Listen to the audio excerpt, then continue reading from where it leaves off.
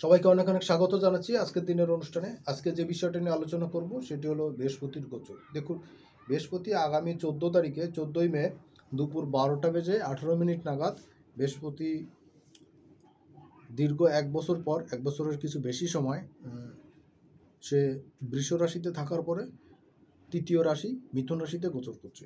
এই গোচরে বৃহস্পতি একটা লম্বা সময় থাকবে এবং তারপরে সে পরের রাশিতে কর্কট রাশিতে ফাইনালি চলে যাবে।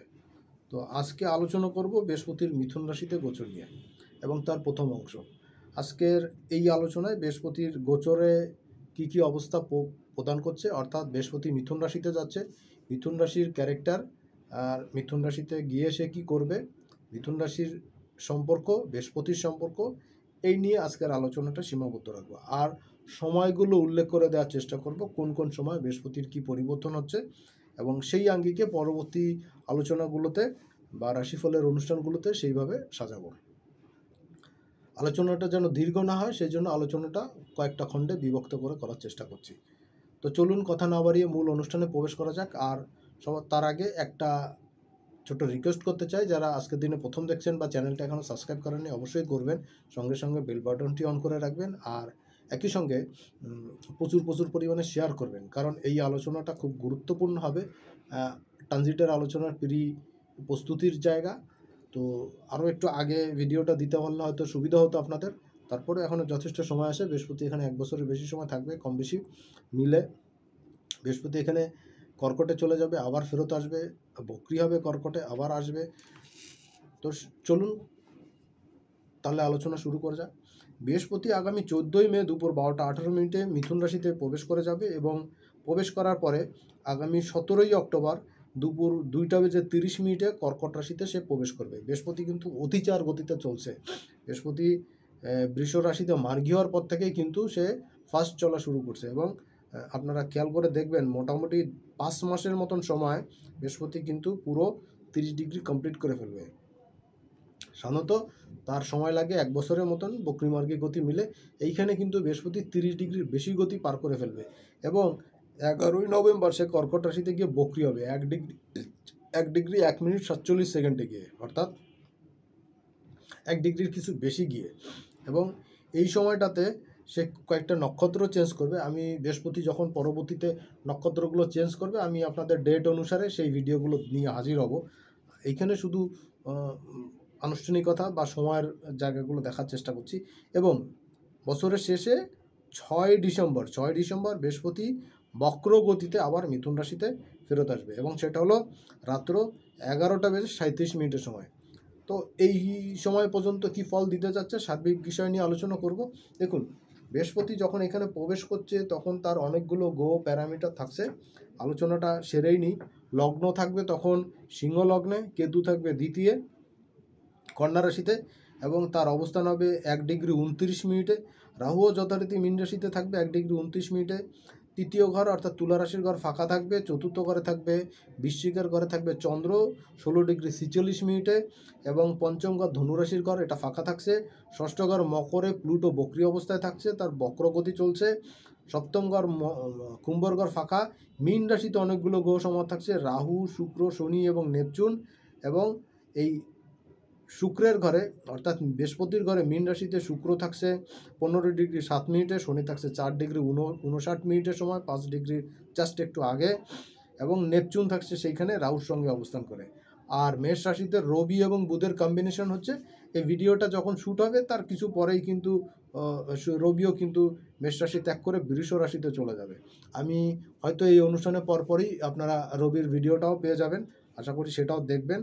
রবি কিন্তু চলে যাচ্ছে কখন, রবি 14 তারিখেই শিফটিং করবে রাত্র 10টা বেজে 18 মিনিটের সময়। তো রবি কিন্তু মেষ রাশি ত্যাগ করে বৃষ রাশিতে চলে যাবে। আর বৃহস্পতি ত্যাগ করছে, গৃহ পরিবর্তন করছে দুপুরবেলা 12টা বেজে 18 মিনিটে। একই দিনে 14 তারিখে একই দিনে সূর্যদেবও কিন্তু মেষ রাশি ত্যাগ করে বৃষ রাশিতে চলে যাচ্ছে কয়েক ঘন্টার ব্যবধানে। আচ্ছা, দ্বিতীয় জায়গা হচ্ছে নেপচুন থাকছে বৃষ রাশির ঘরে, ইউরেনাস থাকছে বৃষ রাশির ঘরে। আর বুধ যখন থাকছে মেষ রাশিতে, বুধের গোচরটা ডিগ্রিটা হচ্ছে 12 ডিগ্রি 25 মিনিটে, আর সূর্যদেব থাকছে 29 ডিগ্রি 35 মিনিটে। এই অল্প সময়ের ব্যবধানে অনেকগুলো চেঞ্জ হচ্ছে। তো দেখুন, নক্ষত্র পরিবর্তন নিয়ে আলোচনা করব। এইখানে কয়েকটা জিনিস আপনাদেরকে জানিয়ে দিতে চাই যে এই সময়টাতে অনেকগুলো ঘটনা করবে। কালপুরুষের তৃতীয় ঘর হলো মিথুনের ঘর, তৃতীয় ঘর বুধের ঘর, আপনারা সকলেই জানেন। এই গোচরটা, বৃহস্পতির এই গোচরটা কিন্তু এখানে তত বেশি এফেক্টিভ হচ্ছে না। অনেকের কাছে আমি এই কথাটা শুনতে চাচ্ছি, অনেকে আমাকে জানিয়েছেন দাদা এটা নিয়ে একটু ক্লিয়ার করার চেষ্টা করবে, সেই জন্য এতগুলো কথা বলার প্রয়োজন মনে করছি। দেখুন, মিথুনের ঘরে বৃহস্পতি এফেক্টিভ হচ্ছে না বা কমজোরি হচ্ছে, বিষয়টা আসলে সেইটা না। বিষয়টা হচ্ছে বৃহস্পতি যখন বুধের ঘরে যায়, বুধের ঘরটা তুলনামূলক কি বলবো, একটা দ্বৈত ঘর, তার মধ্যে ডুয়েলিটি থাকে। বুধের জায়গাটা কি, বুধ সূর্যের সব থেকে কাছের গ্রহ, হ্যাঁ, এবং তার গতিও কিন্তু সব থেকে বেশি গ্রহদের মধ্যে। চন্দ্রকে কনসিডার করে চন্দ্রর পরেই কিন্তু সবচেয়ে বেশি গতির গ্রহ হলো বুধ। বুধ একবার 38 ডিগ্রি কমপ্লিট করতে তার সময় লাগে 18 দিনের কাছাকাছি সময়, এবং বক্রি মার্গে মিলে সে বছরে 3বার বক্রি হয়। সেই হিসাবে 16 থেকে 22 দিনের তার একটা বক্রগতি থাকে। সেই হিসাব করলে মোটামুটি 3 মাসের মতন, 3 মাসের কাছাকাছি বা 2.5 মাসের মতন বুধ বক্রি অবস্থায় থাকে, 2.5 মাস 3 মাসের মতন বুধ বক্রি অবস্থায় থাকে, এবং বাকি এই সময়টাতে কিন্তু বুধ মার্গী অবস্থায় থাকে। তো বুধের গতি কিন্তু সুপার ফাস্ট, যার কারণে সে দ্রুত বক্রি হয়, আবার দ্রুত মার্গী হয়ে যায়, সব কিছু মার্গী গতি মিলে সে মোটামুটি চলছে। এই কারণে বুধের যেমন ফাস্ট গতি, তেমনি তার দ্রুত বক্রি, দ্রুত মার্গী হওয়া, এবং তার এক্সজকশন পিরিয়ডও কিন্তু কম থাকে।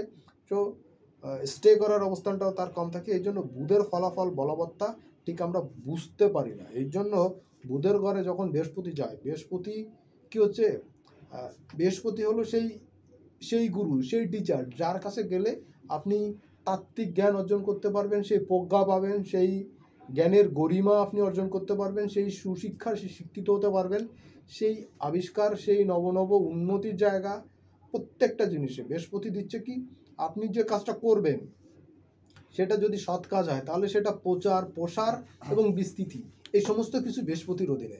এখন বুধের ঘরে যখন বৃহস্পতি যায়, এই জায়গাটাতে বৃহস্পতির যে বিস্তৃতির যে জায়গাটা, সেই জায়গাটা তার কম থাকে, অর্থাৎ সে এইখানে কি অনেক বেশি বিস্তার লাভ করতে পারে, সে ছড়াতে পারে না। কারণটা হলো যার মাধ্যমে সে ছড়াবে তার ছড়ানোর ক্ষমতাটা কম বা স্পেসটা কম। এই কারণে অনেকের মনে হয় যেন বুধের ঘরে, মিথুনের ঘরে গিয়ে কিন্তু বৃহস্পতি ঠিক ফল দিতে পারে না। বিষয়টা আসলে এইটা না, আমরা যেইভাবে চাই ম্যাটেরিয়ালিস্টিকভাবে, বৃহস্পতি সেইটা এখানে পরিপূর্ণভাবে দিতে পারে না। আর একটা জিনিস খেয়াল দেখবেন, এই যে গতিটা চলছে, বৃহস্পতি অতিচার গতিতে চলছে, এবং গ্রহরাজ শনিদেব তিনি নিজেও কিন্তু অতিচার গতিতে চলছেন। তো দুইটা গ্রহ, মেইন স্তম্ভ দুইটা, তারা যখন গতি খুব বেশি থাকে, সুপার ফাস্ট থাকে, তখন কিন্তু পৃথিবীতে অনেক অস্থিতিশীল পরিবেশ তৈরি হয়। যুদ্ধ বিগ্রহ, বিভিন্ন রকম অ্যাংজাইটি, এগুলো কিন্তু চলতে থাকে। তো ব্যাপারটা হলো, আগামী অল্প কয়েকদিন পরেই শনিদেব বক্রি হয়ে যাচ্ছে মীন রাশিতে, বৃহস্পতির ঘরে। এখানে একটা ঘটনা ঘটছে, তো সেটা নিয়ে শনিদেবের বক্রি গতিতে আলোচনা করব। তো শনিদেব যখন বক্রি হচ্ছে তখন সময়টা থাকছে 14 জুলাই।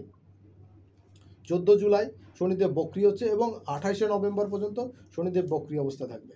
এবং একই সঙ্গে এই সময় আপনাদেরকে আমি আগেও জানিয়ে দিয়েছিলাম যে ডিসেম্বর মাসের 6 তারিখে কিন্তু নভেম্বরের 11 তারিখে কিন্তু বৃহস্পতি বক্রি হচ্ছে, অর্থাৎ 11ই নভেম্বর থেকে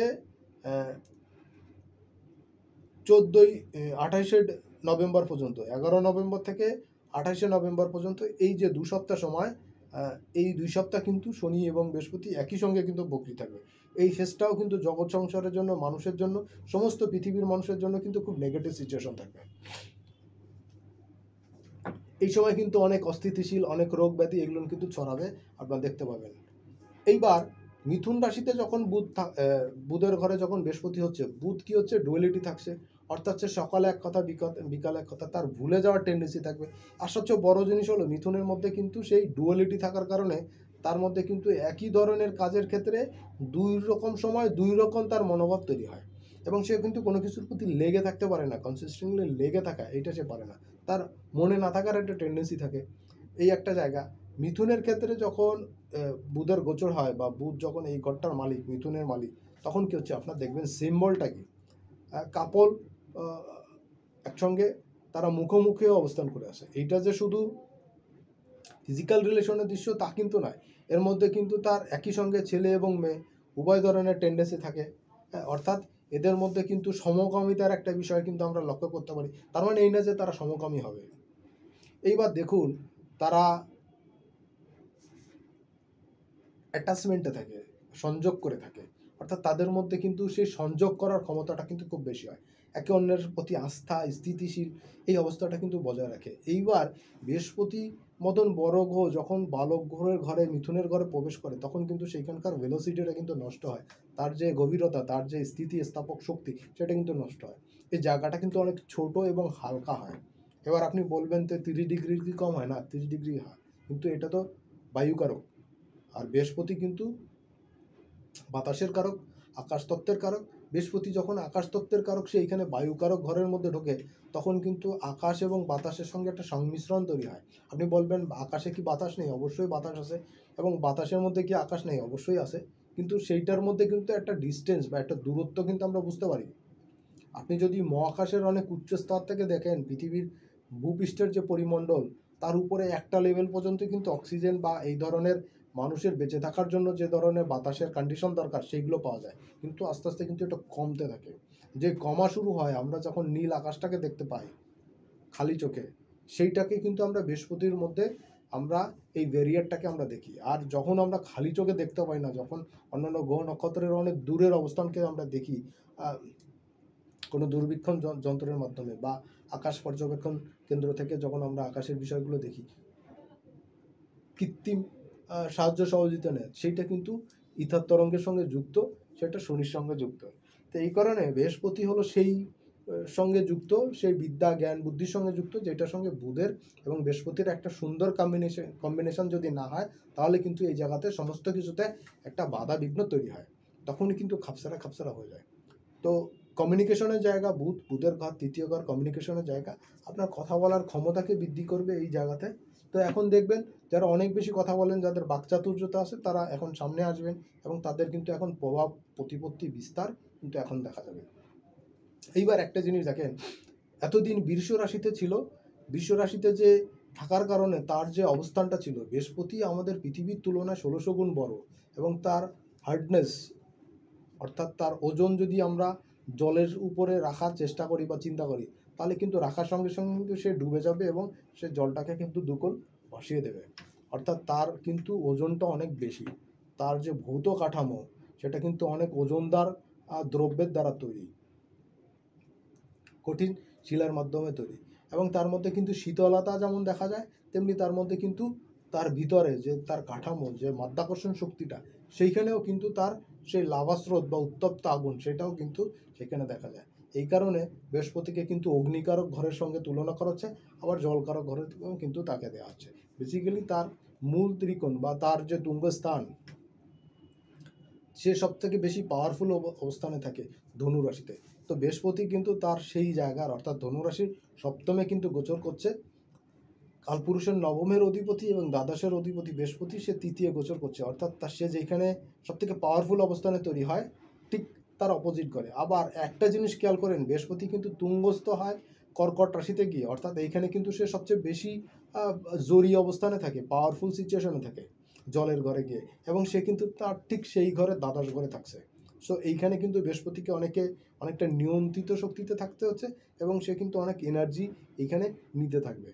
একটা জিনিস কি, তুঙ্গ ঘরের আগের ঘরে যখন যে গ্রহটা যায়, তখন কিন্তু তার চেষ্টা বল এবং এনার্জি কিন্তু অনেকাংশে বৃদ্ধি পায়, কার্মিক এনার্জি বৃদ্ধি পায়। বৃহস্পতি যখন এই ঘরে 15 ডিগ্রি ক্রস করে যাবে বা 15 ডিগ্রিতে চলে আসবে, তখন কিন্তু সে ফুল এনার্জিতে থাকবে। আর এই বছর বৃহস্পতি কিন্তু দুটো ঘরে যাচ্ছে, অর্থাৎ আলটিমেটলি এই 25 সালে বৃহস্পতি কিন্তু 3টা ঘরে অবস্থান করে থাকছে। খেয়াল করে দেখুন, বছরের শুরু থেকে এই যে মে মাসের 14 তারিখ পর্যন্ত দুপুর পর্যন্ত বৃহস্পতি মিথুন রাশিতে থাকছে, এই বৃষ রাশিতে থাকছে। এরপরে 14ই মে বৃহস্পতি মিথুন রাশিতে চলে আসছে, এবং পরে অর্থাৎ নভেম্বরের 11 তারিখে সে কিন্তু কর্কট রাশিতে চলে যাচ্ছে। এবং এই যে সময়টা বৃহস্পতি বছরের শুরুতে যখন ছিল, তখন কিন্তু মাঝামাঝি ডিগ্রিগতভাবে 14-15 ডিগ্রির কাছাকাছি জায়গায় অবস্থান করেছিল বছরের শুরুতে। তো একটা জিনিস হিসাব করেন, এই যে নভেম্বরের 11 তারিখ পর্যন্ত কিন্তু সে মোটামুটি 45-46 ডিগ্রি কমপ্লিট করে ফেললো এবং সেটা কিন্তু খুব ফাস্ট। তো চিন্তা করুন, একজন পেট মোটা লোক, নদুস লোক, যে ঠিকমতো হাঁটতে তার কষ্ট হয়, সে যদি খুব দৌড়ে ফাস্ট হয়ে যায় বা চ্যাম্পিয়ন হয়ে যায়, ওয়ার্ল্ড রেকর্ড তৈরি করে ফেলে, তাহলে সিচুয়েশনটা কী হয়? তা বৃহস্পতির মতন বিশালাকার গ্রহ এবং স্থূলকায় ওজনদার, সে কিন্তু এই 1 বছরের মধ্যে, মানে 11 মাসের মধ্যে সে মোটামুটি 45-46 ডিগ্রি কমপ্লিট করে ফেলছে। এটা কিন্তু একটা রেয়ার দেন রেয়ার কেস। সবসময় কিন্তু বৃহস্পতির এই সিচুয়েশনটা আসে না, যেটা এবছর আসছে। অর্থাৎ বৃহস্পতি কিন্তু এই বছর যখন প্রথম চান্সে দৌড়টা শুরু করবে, তখন কিন্তু সে অনেক কিছু করতে পারবে না। আপনার আমার কাছে মনে হতে পারে বৃহস্পতি এখন পূর্ণ ভেলোসিটিতে আছে, ফুল রেঞ্জে সে দৌড়চ্ছে, অর্থাৎ সে অনেক কাজ করে ফেলবে। কাজ অনেক করবে, কিন্তু কী হয় দেখেন, আমরা যখন প্রথমেই কোনো কিছু করতে চাই, যখন আপনি চিন্তা করুন একটা গাড়িতে করে আপনি কোথাও যাচ্ছেন, ফার্স্ট মনে করুন আপনি খুলনা থেকে ঢাকা যাচ্ছেন গাড়িতে করে। এখন এই যে 250 কিলোমিটার পথ, এই 250 কিলোমিটার পথ নর্মালি 60 কিলো গতিতে গেলে আমরা আশেপাশে সব কিছু দেখতে দেখতে যেতে পারি। কিন্তু যখন এটা 120 কিলো গতিতে দৌড়ানো শুরু করে, তখন কি হয়? তখন আর আমরা আশেপাশে কিছু দেখতে পাই না, বা দেখলেও সেটা বুঝতে পারি না ঘটনাটা কী হচ্ছে। এই বৃহস্পতির কিন্তু গতিটা সেরকম হচ্ছে, এবং সে সুপার ফাস্ট গতিতে চলে যাবে, চোখের নিমিষেই সে পৌঁছে যাবে তার নর্মাল গতির তুলনায়, ডাবল গতিতে থাকছে। এই কারণে সে কিন্তু এইখানে সমস্ত কিছু পাওয়া, আশা আকাঙ্ক্ষা, অনেক চ্যানেলে আপনারা প্রশ্ন করেছেন, এইভাবে সেইভাবে বিয়ে হবে, বাড়ি গাড়ি হবে, টাকা পয়সা আসবে, সব কিছু আসবে, কিন্তু আসবে, কিন্তু আপনি নেয়ার সিচুয়েশনে থাকবেন না। আপনি দেখবেন শুধু যে সামনে দিয়ে যাচ্ছে, কিন্তু আপনি ধরার সিচুয়েশনে থাকবেন না।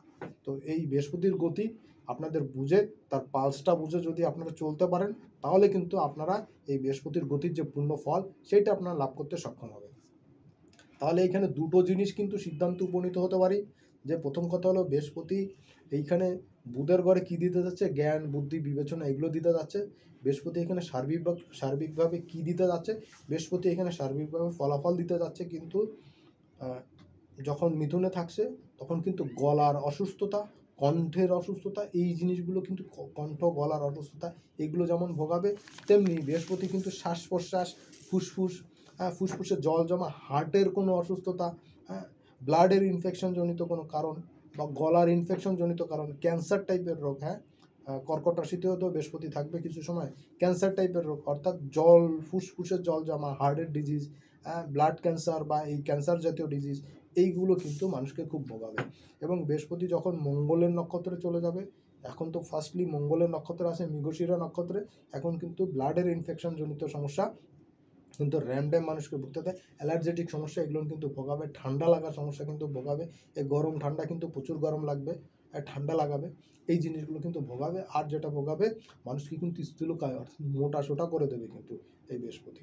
সো প্রত্যেকের জায়গা থেকে সাবধান সতর্ক থাকবেন, এবং আপনাদের কাজের জায়গাতে কিন্তু গতি আসবে, প্রত্যেকে যে অবস্থানে থাকেন না কেন গতি আসবে। দেখুন, বৃহস্পতি যোগাযোগের ঘরে যাচ্ছে, এবং তার কিন্তু আকাশতত্ত্বের কারক, অর্থাৎ এই সময় কিন্তু আকাশতত্ত্বের যোগাযোগের ক্ষেত্রে মাঝে মাঝে কিন্তু নতুন নতুন আবিষ্কার আপনারা জানতে পারবেন, যুদ্ধের ময়দানে হোক বা এমনি স্যাটেলাইটের প্রবাহ হোক, পৃথিবীর অনেক জায়গাতে এই দ্রুততম ফাস্ট ইন্টারনেটের গতি কিন্তু আপনারা পাবেন, এবং লম্বা সময়ের জন্য পাবেন। এটা এই বৃহস্পতি মিথুনের ঘরে আগমনের আগে থেকেই আপনারা পেয়ে যাচ্ছেন, দেখে যাচ্ছেন। আমাদের মতন দেশগুলোতে, কম আয়ের দেশগুলোতে বা কম প্রযুক্তি নির্ভর দেশগুলোতে কিন্তু এই স্যাটেলাইটের যোগাযোগ আপনারা যেমন পাবেন, তেমনি কমিউনিকেশন যেমন হবে, তেমনি মিসকমিউনিকেশনও হবে এটার। কারণ বুধের ঘরে তো মাঝে মাঝে তো তার সিস্টেম লস করে ফেলে, এই কারণে মাঝে মাঝে কিন্তু মিসগাইড আপনারা হতে পারেন কমিউনিকেশনের ক্ষেত্রে।